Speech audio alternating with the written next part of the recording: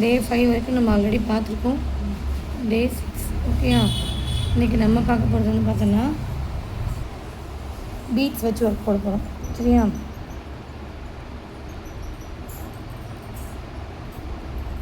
Beat ஒர்க்குனாலே first வந்து sugar bead.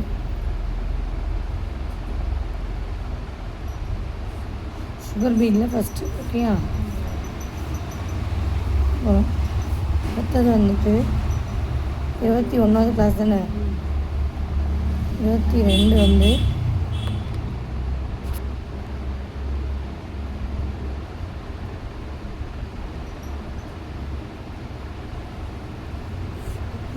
Number beat. 23 வந்து 3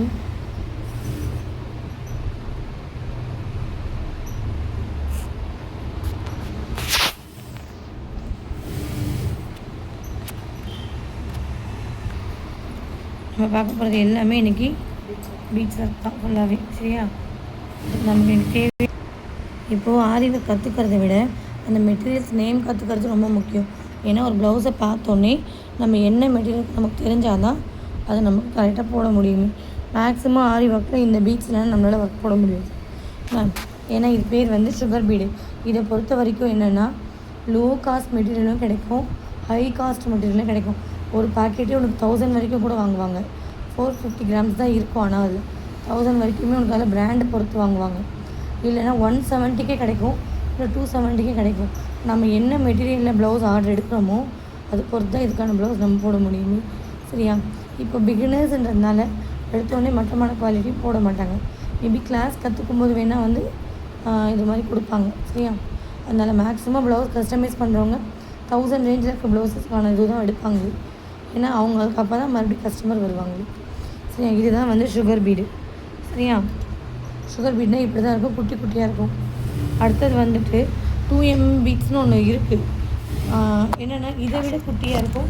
sugar பீடுக்கு அடுத்த லெவலில் இருக்கும். சரியா. அப்படி வந்து இருக்கும்போது என்னென்னா சுகர் பீடுக்கும் இதுக்கும் இருக்க வித்தியாசம் உனக்கு இதுக்கும் 2mmக்கும் தெரியாது. ஏன்னா அடுத்தடுத்து எம்எம்ன்றதுனால. சரியா. பட் இதுக்கும் 4mmக்கும் உனக்கு டிஃப்ரென்ஸ் தெரியும் பாரு. தெரியுதா அந்த தெரியுதா இந்த எம்எம் கணக்கு தான் மாறுமே. இதுலேயே 2mmன்னும் போது தெரியுதா அதை விட கொஞ்சம் தான் பெருசாக இருக்கும். இப்போ இன்னொரு சுகர் பீட் கலந்தால் எப்படி இருக்குமோ அதே மாதிரி தான். ஆக்சுவலாக சுகர் பீடுன்றது 1mm சொல்லலாம். சரியா. இப்போது அது இதெல்லாம் கரெக்டாக. இப்போ அடுத்தது வந்துட்டு வீட் பீட்ஸ். இப்போ இது மாதிரி டபுளாக இருக்கிறத நம்ம இந்த மாதிரி பிரிச்சுக்கலாம். சரியா. ஏன்னா இதில் டபுளாக இருக்குது, ட்ரிபிளாக இருக்குது, நம்ம அப்படியே கூட எடுத்து ஒர்க் போட முடியாது. சரி. இந்த மாதிரி நம்ம கட் பண்ணிக்கலாம். ஓகே. கட் ஆகிடும். இப்போ என்னென்னா இதை நம்ம இப்போ எப்படி போட போகிறோன்றது தான் விஷயமே. ஜரியோ ட்வைனா தங்குசி. சரியா. ஜரியோ ட்வைனோ சூயிங் த்ரெட்னா மிஷின் ஸ்டிச் பண்ணுற த்ரெட்டு என்ன யூஸ் பண்ணலாம். நீ இப்போது ஜரியில் போடும்போது ஒரு டைட்டாக வருது, சூயிங் த்ரெட்டில் போடும்போது லூஸாக வருதுன்னா அது உன்னோட கம்ஃபர்டபுள் தான் நீ யூஸ் பண்ணணுமே. நான் சொன்னனே நீ த்ரெட்டு சரியாக மாற்ற வேணும். சரி. இப்போ என்னென்னா இப்போது நான் ஜரி வந்து யூஸ் பண்ணுறேன் இல்லையா, அது நாட் போட்டிருக்கேன். அது நான் ப்ளவுஸ்க்கு ஏற்ற மாதிரி நானும் மாற்றிப்பேன். நானும் இது தான் ஃபிக்ஸடாக இதையும் வச்சுக்க மாட்டேன் இல்லையா. இப்போது சுகர் பீட்ஸ் வந்து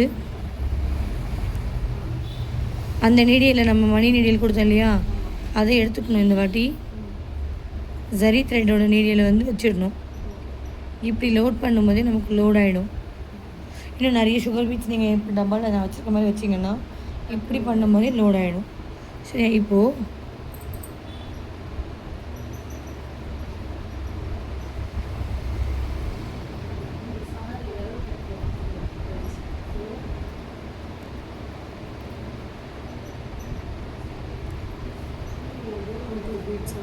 ரெண்டு நீடியல் சேம் ஸ்டெயின் ஸ்டிச் தான்.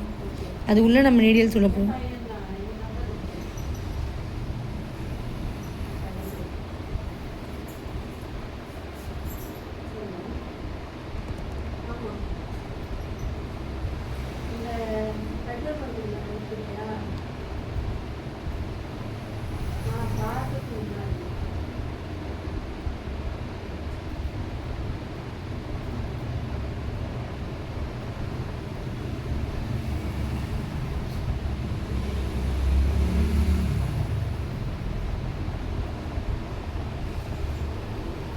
என்னதுமா?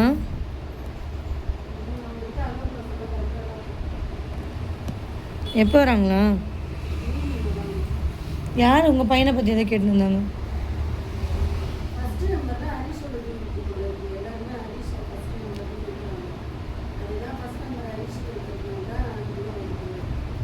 என்னது கால் பண்ணாங்களே?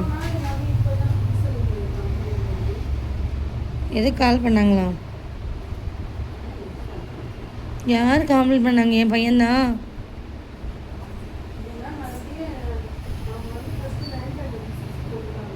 Okay okay okay.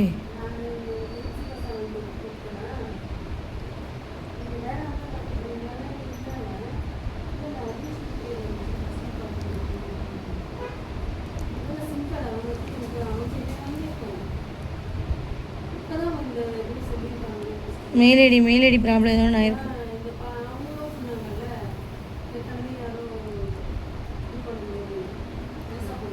ஓகேயா? இப்போது சுகர் பீட் ஸ்டிச் முடிஞ்சிருச்சு. இதே தான் இப்போ 4mm பீட்ஸ் போட போகிறோமே. உங்களுக்கு கிளாஸ் புரியுதா நான் எடுக்கிறது? நல்லாயிருக்கு.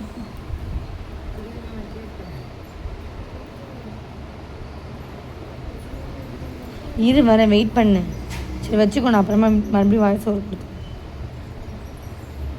இப்போது இந்த பீட்ஸில் வந்து நம்ம 2 பீட்ஸ் போடும் இல்லையா? இதுலேயுமே 2 பீட்ஸ் நம்ம போடலாம். இப்போ இது வந்து 4mm. சரியா?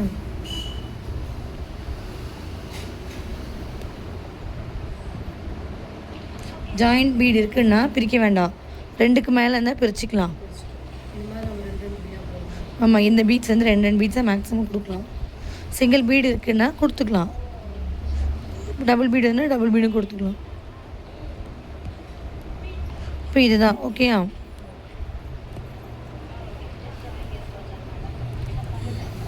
இப்போது இதே தான் 3mm. ஓகேயா?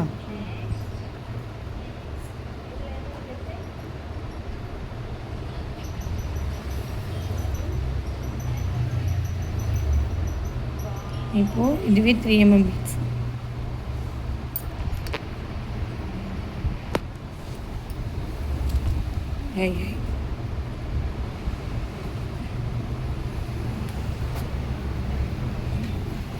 இப்போ 3mm பீட்ஸ் வந்து சேம் 2 பீட்ஸ் கொடுத்துக்கலாம். 2 பீட்ஸ்க்கு மேலே போகக்கூடாது. சரியா?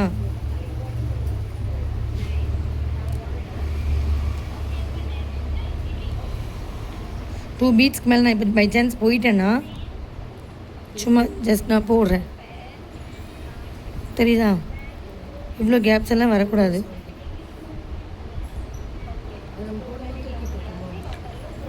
ஃப்ரேமில் இருக்கும்போது நல்லாயிருக்கும். நம்ம ப்ளவுஸ் போட்டதுக்கப்புறமா இந்த பாரிஸில் சவுக்கார் ப்ளவுஸில் வந்துருக்கோம், அது மாதிரி தூக்கிட்டு. தெரியுதா? இப்போ லாக் போட்டுடலாம். ஓகேயா? இப்போது அடுத்தது இதுதான் விஷயமே. இப்போது வீட் பீட் போடுறோம். வீட் பீடில்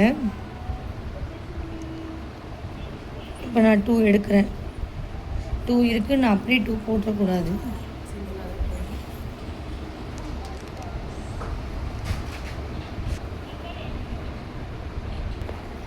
இப்போது 2 பீட்ஸ் இப்படியே இருக்கேன்னிட்டு நான் அப்படியே போடாமல் கொஞ்சம் ஃப்ரண்ட்டில் எடுத்துகிட்டு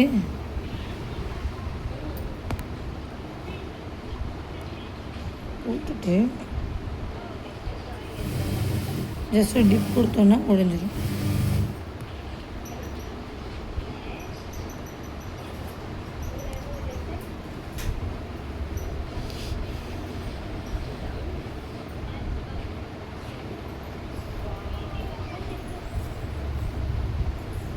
கோதுமை பீடை பொறுத்த வரைக்கும் நீங்கள் எப்படி போட்டாலுமே அழகாக இருக்கும். ஏன்னா இந்த பீடோட இது அப்படி அந்த ப்ளவுஸில் அந்த பீட்ஸ் தான் கொடுத்துருக்கோமே. ஓவரால் நிறையா மாடல்ஸில் இப்படி வச்சுட்டு சென்ட்ரல் ஒரு பீட்ஸ் வச்சதுனால